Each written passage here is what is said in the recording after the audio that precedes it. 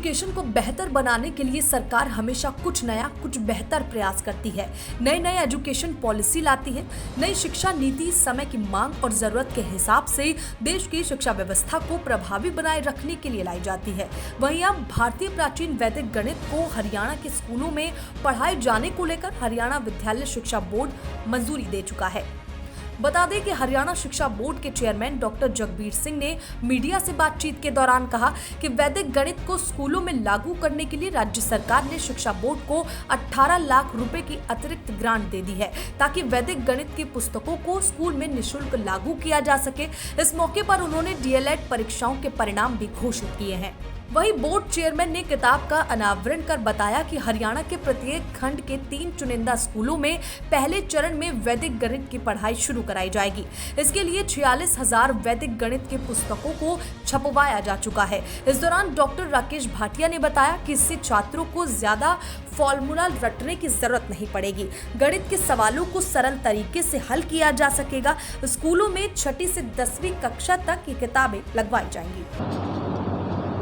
हरियाणा सरकार द्वारा हमें ये अनुमति मिल गई है कि वैदिक गणित की पुस्तक 6ठी से 10वीं तक की एक इकट्ठी बनाई जाए और प्रत्येक खंड पर सरकार ने 119-20 खंड माने हुए हैं, तो 3 स्कूलों पर हम एक्सपेरिमेंट के तौर पर इसको चला करके देखेंगे। तो उसके लिए हरियाणा विद्यालय शिक्षा बोर्ड ने 46,000 पुस्तकें ये वैदिक गणित की छपाई हैं और आज उनका अनावरण भी किया जा रहा है। स्वामी भारती किशन तीर्थ जी ने ये खोज की थी वैदिक मैथमेटिक्स की, तो उनसे पूछा गया था कि बताइए क्या वेदों में और क्या अलग अन्य शास्त्रों में क्या गणित और साइंस है।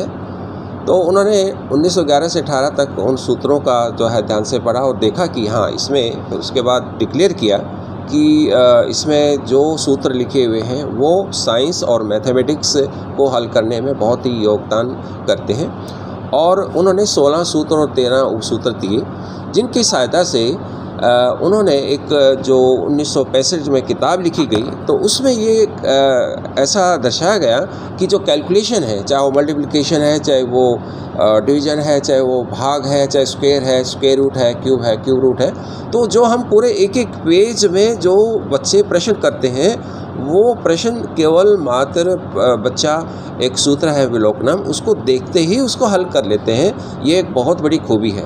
दूसरी खूबी ये है कि अभी एक स्वामी जी ने भी जिक्र किया है उस सूत्र का।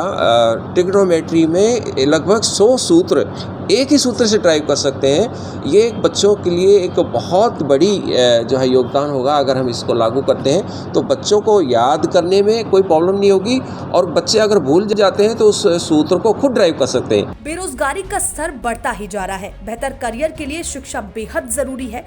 इसी तरफ कदम उठाते हुए हरियाणा विद्यालय शिक्षा बोर्ड ने स्कूली स्तर पर कृषि एवं पशुपालन विषयों को लागू करने का कार्य किया है, जिससे ऑनलाइन प्राप्त करने के लिए पोर्टल का निर्माण करने में भी हरियाणा बोर्ड ने अभूतपूर्व कार्य किया है।